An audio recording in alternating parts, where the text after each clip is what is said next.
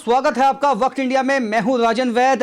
Paramilitary forces का जो योगदान है देश की सुरक्षा में वो सब जानते हैं, चाहे देश की सीमा की रक्षा हो, चाहे आंतरिक सुरक्षा की बात हो, चाहे वो आईटीबीपी के जवान हो, बीएसएफ के जवान हो, एसएसबी के जवान हो, तमाम जो पैरामिलिट्री फोर्सेस में जो भी जो है फोर्सेस आती हैं उनमें जो योगदान दिया है देश के लिए वो किसी से छुपा हुआ नहीं है और काफ़ी अहम योगदान है। लेकिन आज जो है जो एक्स सर्विसमैन हैं पैरामिलिट्री फोर्सेस वेलफेयर एसोसिएशन में जो इसके साथ एसोसिएट हैं, उनका ये इल्ज़ाम है कि जो भी उनको फ़ायदे दिए गए थे पिछली हुकूमतों ने वो इस हुकूमत ने उनसे छीन लिए हैं। उनके साथ भेदभाव किया गया है और उनके साथ सोतेला व्यवहार जो है किया गया है। क्यों ये ऐसा सोचते हैं, इनसे बात करेंगे। हमारे साथ स्टूडियो में मौजूद हैं क्या जो है कैलाश जी हैं हमारे साथ मौजूद, केसी बिट साहब हैं, दर्शन चौहान जी हैं हमारे साथ मौजूद। माफ कीजिएगा दर्शन जी, आपने जो ये कहा है कि भेदभाव किया है सरकार ने आपके साथ, इसके पीछे कोई तथ्य है? आपको क्यों ऐसा लगता है कि आपके साथ भेदभाव हुआ है? देखिए सर, ये भेदभाव इसीलिए हुआ है हमारे साथ, ये जो बीएसएफ अभी जीरो लाइन पे ड्यूटी कर रही है, बिल्कुल जीरो, जितने इंटरनेशनल बॉर्डर है वहां पर बीएसएफ है जी। सियाचिन ग्लेशियर पे वहां पर आईटीबीपी डिप्लॉयड है जी। ऐसे नेपाल बॉर्डर पे एसएसपी है और अटॉर्नल ड्यूटी जो वो सीआरपी को है। जैसे मिनिस्टरों की गार्ड्स है जितनी भी है, जितने मिनिस्टर पार्लियामेंट मेंबर्स है, जहाँ एमएलए हैं, जहाँ चीफ सेक्रेटरी है, कोई भी एनवाईडी वहां पर सीआरपी डिप्लॉयड है। और जो सीएसएफ है वो यूनिवर्सिटी गार्ड है, जैसे एयरपोर्ट हो गया, जो बड़ी बड़ी यूनिवर्सिटी है वहां पर डिप्लॉयड है। भेदभाव इसीलिए हमारे साथ इन्होंने किया है, पैरामिलिट्री फोर्स जब खड़ी की गई थी और आर्मी से ज्यादा इनकी पे थी जी, आर्मी से ज्यादा थी, 5 रुपए या 10 रुपए ज्यादा थी जी। उसके बाद इन्होंने क्या किया, पैरामिलिट्री फोर्सेस जो एक्ट 4 सेक्शन 3 और सेक्शन 4 के तहत बीएसएफ पैरामिलिट्री फोर्सेस पूरी खड़ी की गई इन्होंने आर्मर्ड एक्ट के साथ जी जी। 72 में जब सीआरपी ने स्ट्राइक किया जी तो इन्होंने क्या कर दिया, पैरामिलिट्री फोर्सेस को 72 act CCS rule, civil rule में पैरामिलिट्री फोर्स को डाल दिया। पैरामिलिट्री फोर्स की जो ड्यूटी है वो 24 आवर्स की है जी। और जो सिविल जो मुलाजिम है, जैसे सेक्रेटरी में है या पोस्ट ऑफिस में है, जहां किसी भी डिपार्टमेंट में, पीएचई में, किसी में भी सेंटर के मुलाजिम है, उनकी ड्यूटी ओनली फॉर 6 घंटे होती है, 24 घंटे में 6 घंटे ड्यूटी वो अपने बच्चों के पास चली जाती है। और पैरामिलिट्री फोर्स एक बॉर्डर पे जो ड्यूटी करती है वो इनके साथ इंक्लूड तो नहीं हो सकती ना जी। 3% जो पैरामिलिट्री फोर्सेस को 14 लाख जो पैरामिलिट्री फोर्सेस है वो सिविल के साथ इंक्लूड कर दिया इन्होंने, 7% के साथ इंक्लूड कर दिया। अब वो जो हमारे बेनिफिट्स थे, वो जो सिविल को बेनिफिट्स थे वो मिल रहे हैं, लेकिन जो हमें अधिकार, जो आर्मी डिफेंस फोर्सेस के जो बेनिफिट थे वो हमें नहीं मिल रहे जी। सबसे ज्यादा कैजुअलिटी किसकी है, पैरामिलिट्री फोर्सेस की है जी। आप कहीं भी देख लो, इंटरनेट अभी देखो, कल 3 दिन पहले सांबा सेक्टर में अगर वो सुरंग नहीं पकड़ी जाती जी तो कितना हमारा नुकसान होता जी। मैं बोलता हूँ, एफिशिएंट देता हूँ बीएसएफ को, हम सूट करते हैं जवानों को और आजी साहब को और वहां के सेक्टर कमांडर को और कमांडेंट बटालियन के कमांडेंट को, जिन्होंने जो सुरंग पकड़ी है, शाबाश, उनकी बहुत बड़ी बहादुरी है। अगर वो सुरंग नहीं पड़ी जाती तो शायद हमारी जम्मू कश्मीर के बीच कितना नुकसान होता जी। तो इस चीज को गवर्नमेंट नहीं देख रही जी। आप देखो पंजाब के बीच जी, जितना हमारे को ये पे नहीं देती इतना हम इनको सीजर देते हैं पकड़ के जी। पैरामिलिट्री फोर्सेस अरबों या सीजर डेली का देती है जी, 1 डे का, लेकिन इन्होंने पैरामिलिट्री फोर्सेस को कुछ नहीं दिया जी। अभी कोरोना के अंदर जी 22 मार्च को कोरोना का लॉकडाउन हुआ पूरे हिंदुस्तान के बीच जी, और सबसे ज्यादा रोल किसका रहा, पैरामिलिट्री फोर्सेस का जी। और पैरामिलिट्री फोर्सेस के अफसर को भी कोरोना हुआ और जवानों को भी कोरोना हुआ जी। और देखो डिफेंस फोर्सेस को मुझे बताओ किसको कोरोना हुआ, मुझे तो लगना नहीं किसी को कोरोना हुआ। जो ठीक है, हर जगह जो है कोविड-19 के चलते नुकसान हुआ है। केसी बिट साहब, मैं आपसे जानना चाहूंगा कि ये होम डिपार्टमेंट के अंतर्गत आता है जो पैरामिलिट्री फोर्सेस है, लेकिन जो सेना है वो डिफेंस के जो अंतर्गत आती है। तो आपको लगता है कि जो रूल्स हैं होम डिपार्टमेंट ने जो बनाए हैं आपके लिए, वो आज के नहीं हैं, वो पहले से है। फिर आपको ऐसा क्यों लगता है कि आपके साथ भेदभाव हुआ है? भेदभाव इसलिए हुआ सर, ये जो इससे पहले जो 62 में मतलब सीआरपी खड़ी हुई, 65 में बीएसएफ खड़ी हुई जी, तो ये सेक्शन 3 और सेक्शन 4 आर्मर्ड फोर्स के नाम से हुई जी, ठीक है नहीं। तो आर्मर्ड फोर्स का इसको रूल रेगुलेशन लागू था जी, लेकिन 1972 में इन्होंने जो है हमको CCS कर दिया। CCS मतलब सिविल सेंटर जी, जी, civil centre force. Civil centre force के क्लर्क आते हैं जो यीशु के साथ बैठे हैं जी, जो 8 घंटा ड्यूटी करते हैं, जी, घर को चला आते हैं। जी। हमारे को तो 3-3 साल कहीं बच्चों का या किसी से मिलने का टाइम ही नहीं है। जी। 24 घंटा हम ऐसे जैसे मशीन में चले हुए हैं जी। ऐसे चलते हैं सर, बिल्कुल, ठीक है नहीं। जी, पानी में, रेत में, बर्फ में, जहाँ भी हैं जी, हम हैं। जी, तो ये जो कानून बनाया इन्होंने, इस कानून के तहत हमारे को बहुत ही मतलब एक दूसरी माँ का जैसा बच्चा। अब मेरे 2 भाई फौज जी, में, जी, 2 मिलिट्री में हैं, जी। मैं बीएसएफ में हूँ। जी, उनके बच्चे कहाँ पहुँचे हुए हैं और मेरे बच्चे कहाँ हैं, जी। ये पूछने की बात नहीं है, देखने की बात नहीं। जी, अब रही बात सर, मोदी साहब जब का आए हैं, जी, गवर्नमेंट बीजेपी के आई, जी। हमको बहुत उम्मीदें थी। जी, उम्मीदें ये थी जी, कि इन्होंने अब तक 150 से ज्यादा मतलब 1500 से ज्यादा कानून में तरमीम कर दिया है, जी, लेकिन हमारा कानून क्यों नहीं बदली कर रहे हैं? जी, बिल्कुल इस आपने बहुत अहम बात बोली। इस तरफ क्यों नहीं ध्यान जा रहा है? बिल्कुल इन्होंने दर्शन जी इन्होंने बहुत अहम बात बोली कि कई अमेंडमेंट्स की गई हैं बिल्कुल। कई लॉज में, लेकिन आपको लगता है कि जो आपका एक रोल रहा है हमेशा से पैरामिलिट्री फोर्सेस का, आज भी है, लेकिन उसके मुताबिक जो है अमेंडमेंट करनी चाहिए थी, आपको वो सहूलतें जो है मिलनी चाहिए थी, क्यों नहीं ऐसा हुआ? और जो मोदी हुकूमत से जो आपको उम्मीदें थी, आपको लगता है वो उम्मीदें पूरी हुई हैं आपकी? देखिए जी, मोदी गवर्नमेंट से हमें बहुत उम्मीदें लगा रखी थी जी, और हमें आशा भी था ये पूरे करेंगे, जी, लेकिन कोई उम्मीद नहीं पूरी हुई। एक वर्ड इन्होंने जो बोला हुआ वो नहीं पूरा किया। जी, 2019 में प्राइम मिनिस्टर जी लेह में गए, जी, वहां पैरामिलिट्री फोर्स ITBP का दरबार में इन्होंने दिवाली बनाई उनके साथ, और मैंने इन्होंने भाषण दिया वहां पर दरबार में, भाई मैंने बन पेंशन आपको दे दिया है और सेम फैसिलिटी जो आर्मी डिफेंस फोर्सेस को वो आपको दे दिया है। जी, जी, अभी तक कर वो नहीं मिली, जी, हमें कुछ नहीं मिला। जी। होम मिनिस्टर जो हमारा है उसे पैरामिलिट्री फोर्सेस के बारे में कुछ नॉलेज नहीं है, जी, जी, पैरामिलिट्री फोर्सेस के बारे में कोई गाइडेंस नहीं है, उसके पास कुछ नहीं जी, है। ठीक, जो हमारे IPS ऑफिसर जो DG बनते हैं हमारे, जी, उन्होंने ओनली फॉर 2 साल के लिए आना होता है, जी, उनको इस चीज का नॉलेज नहीं है। जी। जब तक उनको नॉलेज आती है तो तब तक वो दूसरे डिपार्टमेंट में ट्रांसफर की जाती क्या है। क्या ऐसे दर्शन जी फायदे हैं, बेनिफिट्स हैं जो आपको लगता है आपको मिलने चाहिए?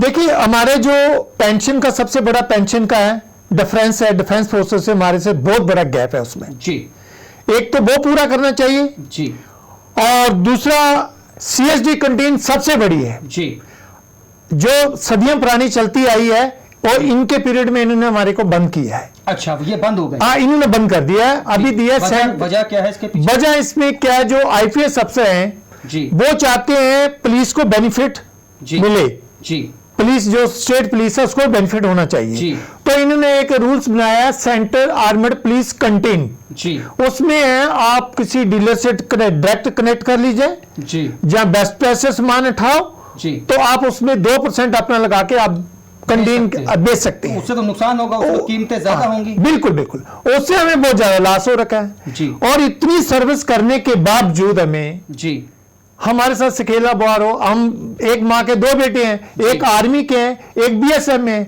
जी। है। अगर आर्मी वाले को कुछ हो जाता है जी। तो उसको तो पेट्रोल पंप भी लागू करते जी। हैं, उसको हर एक चीज देते हैं, फैसिलिटी देते हैं, जी। उसके बच्चे की उसकी मिसेज को भी देते हैं। और जब जो पैरामिलिट्री फोर्स वाला जाता है तो बोलते हैं यार ये कौन सी फोर्स का है जी, इसको तो कुछ लागू ही नहीं है, इसको कुछ नहीं मिला। मिस्टर साहब, काफ़ी जो है पैरामिलिट्री फोर्सेस के जो हमारे जवान हैं वो शहीद हुए हैं, जम्मू कश्मीर में भी हुए हैं, जो मिलिटेंसी थी यहाँ पे 3 दशक से। तो आपको लगता है कि जब वो शहीद होते हैं तो उनको वैसा जो है एक सपोर्ट जो होता है, जैसे इन्होंने बताया, वो नहीं मिलता है? बिल्कुल सर, ऐसा है।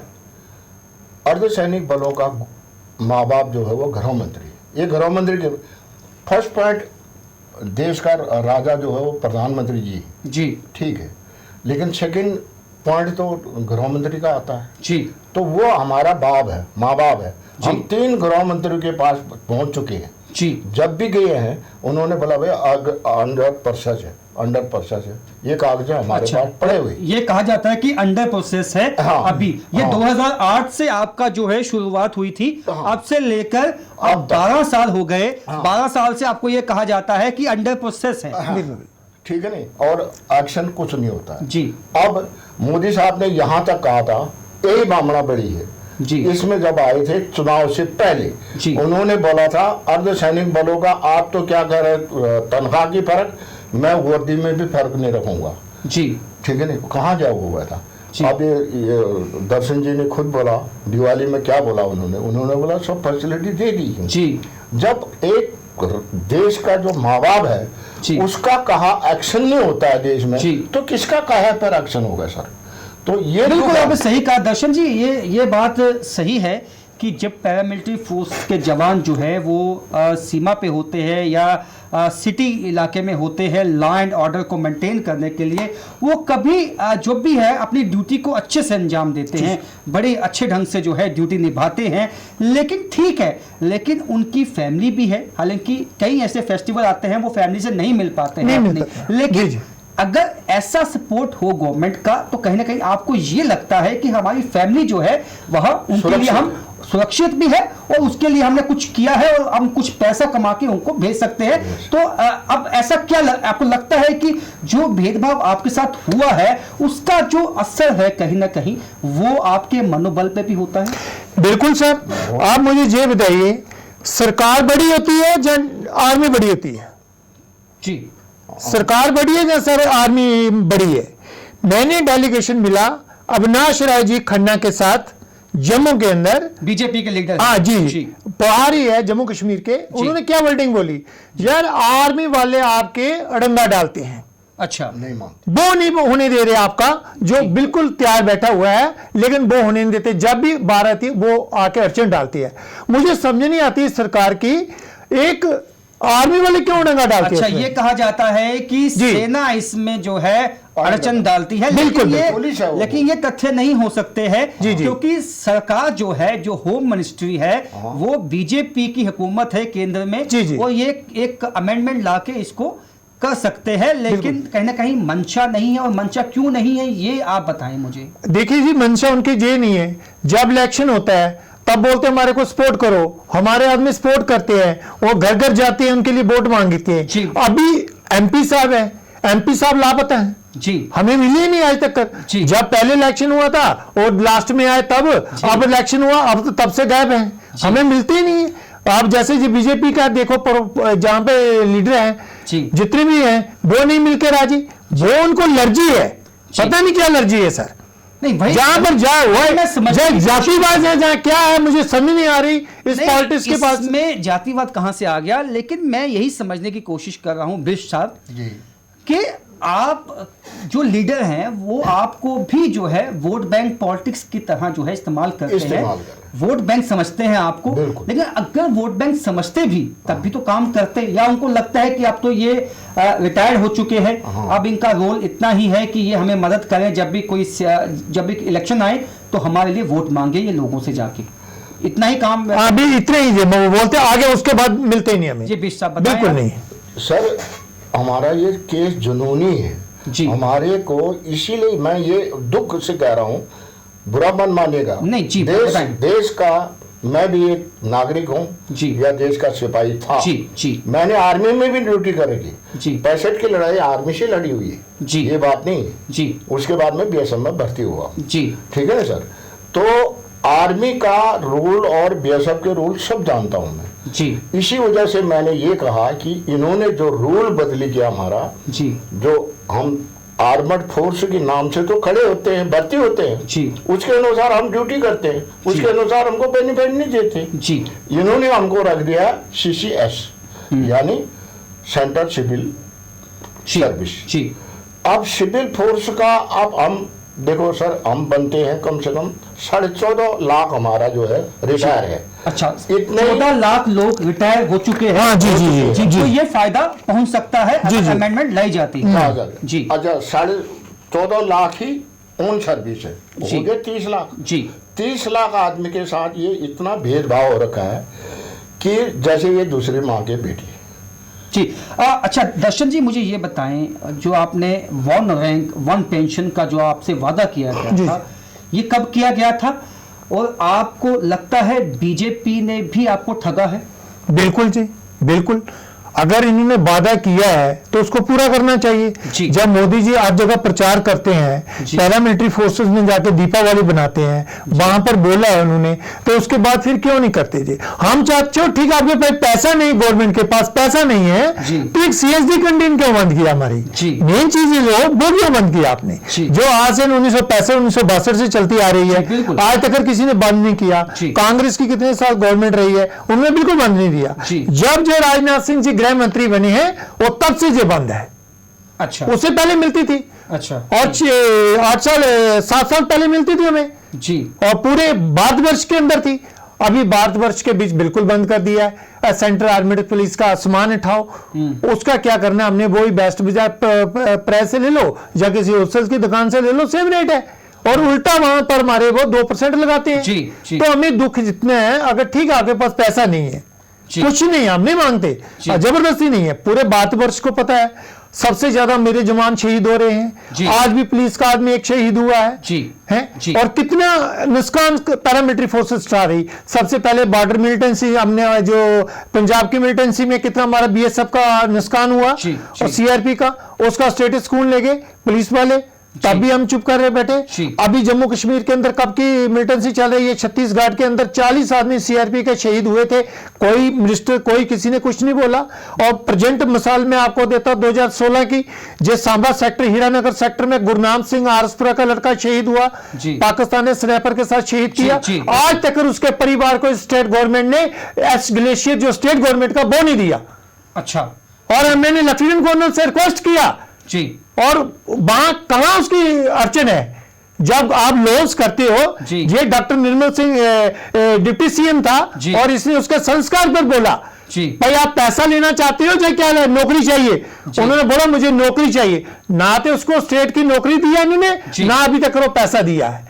बाकी स्टेट वाला कोई 10 लाख दे रहा है, कोई 20 लाख, कोई 1 करोड़ रुपया दे रहा है, केसरी वाला 1 करोड़ रुपया दे रहा है। जी, बिल्कुल आपने सही कहा कि जो यहाँ पे यूटी में इस वक्त लेफ्टिनेंट गवर्नर है, हमें भी याद है जो स्नाइपर से जो शहीद किया था BSF के एक जवान को, लेकिन उसकी फैमिली को जैसे आपने बताया अभी तक एक्स ग्रेशिया नहीं दिया गया, ना नौकरी दी गई है। तो बाकी जो जवान है उनके मनोबल पे इसका क्या असर होगा ये सहज ही हम समझ सकते हैं। लेकिन आपको लगता है कि जो जैसे कि विष्ट साहब ने बताया कि 14 लाख जो है ऑन जॉब है और 14 लाख जो है रिटायर्ड हो चुके हैं, ये केवल ये लोग नहीं है लेकिन उनकी फैमिलीज भी तो है साथ में सर, वो उनकी संख्या देखते हैं। आपको लगता है कि इतने ज्यादा संख्या में लोगों के साथ जो है अन्याय हुआ है, सरकार ने किया? बिल्कुल किया सर, बिल्कुल किया, मैं मानता हूं इसमें। और ग्राउंड लेवल पे हम सर्वे किया है और मानता हूं, लोग हमें पूछते हैं, मजाक करते हैं, अरे यार आपकी पेंशन कितनी है, और हमें झूठ बोलना पड़ता है,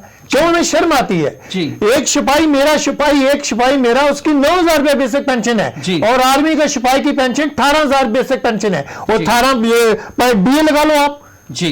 और एक सब इंस्पेक्टर, एक रैंक का आर्मी का भी सब इंस्पेक्टर और BSF का सब इंस्पेक्टर में 15,000 रुपए का गैप है जी, और ऐसे ऊपर चले जाए बहुत गैप है जी। इस चीज को समझना चाहिए गवर्नमेंट को। हम नहीं मानते, ठीक है आपके पास पैसा भी नहीं है, कुछ नहीं, लेकिन आप इतना नहीं, थोड़ा सा फर्क रखो। वो हमारे बड़े भाई है। CSD कैंटीन जो बंद कर दी आपके लिए, वो तो कम से कम पिछली सरकार ने तो दी थी, फिर क्यों बंद की ये समझ में नहीं आता है। ये सर जो IPS अफसर है हमारे DG है जी, उन्होंने कमिटमेंट जून 2 के अंदर मांगा जी, भाई आपको CPC चाहिए या क्या चाहिए जी।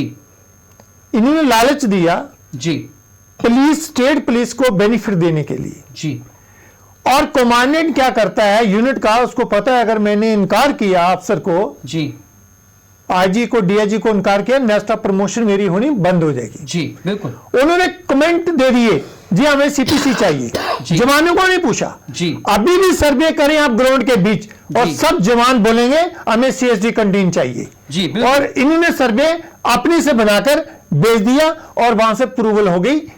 वहां वोट बैठता है जी। 1 साल बैठेगा सीआरपी का चेयरमैन, बोल नहीं पाते हैं जो हाँ। जॉब में होते हैं वो अपने बिल्कुल अफसर नहीं के सामने बोल नहीं पाते। नहीं ये हम समझते हैं इस बात को, एक तरह से जो एक डिसिप्लिन होता है बिल्कुल, बिल्कुल। और वो होता है, ठीक है। लेकिन मैं आपसे अब ये जानना चाहूंगा, दर्शन जी और विश साहब दोनों से जानना चाहूंगा कि अब आपको कम जैसे आपने बताया 12 साल हो गए हैं जद्दोजहद करते हुए, अब आपको क्या उम्मीद है, कितनी उम्मीद है जी, अब आपको कितनी उम्मीद है कि सरकार में आपकी सुनवाई होगी? देखिए जी, सरकार ने वादे करती है लेकिन अभी तक कोई सुनाई नहीं हमारी हुई जी। ना इस सरकार से हमें उम्मीद है जी। हमें उम्मीद थी जब ये अपने शाह साहब बने हैं गृह मंत्री, हमें बहुत उम्मीद थी इनसे जी भाई ये हमारा कुछ सोचेगा जी। लेकिन अब इससे भी हम हार चुके हैं। जी विश साहब, आपको क्या उम्मीद है, अब क्या लगता है जब 12 साल हो गए आपको? सर, अगर हमारा ये केस जुनूनी केस है ये पार्लियामेंट में, या कोई अगर कोई तो होगा देश का गृह मंत्री है या हमारे जो भी अभी शाह साहब हैं जी, इतने कानून बदली हुई है जी, जिन कानूनों को आदमी हाथ लगाने के लिए नाम लेने से डरते थे जी, तो 1,500 कानून जो है तरमीम कर दिए जी जी। तो हमारा कानून को हम ये उम्मीद रखते हैं कि हमारा कानून चेंज किया जाए। हम अर्धसैनिक बल के मतलब आर्मड फोर्स के नाम से खड़े हैं जी, उसमें नौकरी कर रहे हैं, 24 घंटे के मुलाजिम हैं जी, तो हमारे को वो स्टेटस दिया जाए, ना कि सिविल का। सिविल का जो 8 घंटा ड्यूटी कर रहा है, एशियों के अंदर बैठा है, क्लर्क कर रहा, चपरासी कर रहा, मास्टर कर रहा। अब 2004 से इन्होंने अर्धसैनिक बलों की पेंशन भी बंद कर दी जी, 2004 से जो भर्ती हुए हैं उनकी पेंशन भी बंद कर दी। ठीक है, अब वो केस उठाएगा कहाँ जब ये कानून में बदली नहीं करेंगे जी। तो इस वजह से जब मास्टरों के पे मिल लिए, घर बैठे उनको पेंशन मिल ली जी, तो ये जो जवान 30 साल 35 साल सर्विस कर रहे हैं उनको क्यों पेंशन से वंचित कर दिया जी? इसलिए मेहरबानी करके हमारी को उम्मीद तो बहुत है, अगर ये शाह साहब के पास चले जाए या गृह मंत्री जी, तो हमारे माँ बाप गृह मंत्री है जी, हमारा मालिक असली वो है जी। फर्स्ट पॉइंट है प्रधानमंत्री का देश चलाने का, दूसरा नंबर आता है गृह मंत्री जी का। ठीक है, गृह मंत्री के नॉलेज में ये चले जाए, गृह मंत्री जी सोचे तो शाह साहब सोचे तो ये क्या नहीं हो सकता सर? उम्मीदें तो हैं, ठीक है, उम्मीदें हैं जी, बीजेपी से उम्मीदें बहुत है जी। तो इसलिए ये उम्मीदें की वजह से आपकी बड़ी मेहरबानी जो आपने हमारा कम। ठीक है सर, आप दोनों यहाँ पे आए, अपनी बात रखी, बहुत बहुत शुक्रिया। तो पैरामिलिट्री फोर्सेस के जवान जिन्होंने एक अहम योगदान दिया है देश की सुरक्षा में, आज उनको ये लगता है कि उनके साथ भेदभाव हुआ है, एक सुतेला जो व्यवहार हुआ है। अब ये चाहते हैं कि सरकार जो है इनकी सुनवाई करे और तमाम वो जो बेनिफिट्स जो है जो सेना में दिए जाते हैं सेना के जवान को, वो इनको मिलने चाहिए। और इनका ये साफ कहना है कि बीजेपी ने तमाम जो वादे उनसे किए थे वो अभी तक मुकम्मल नहीं हुए हैं। फिलहाल मेरे साथ इतना ही, देखते रहिए वक्त इंडिया।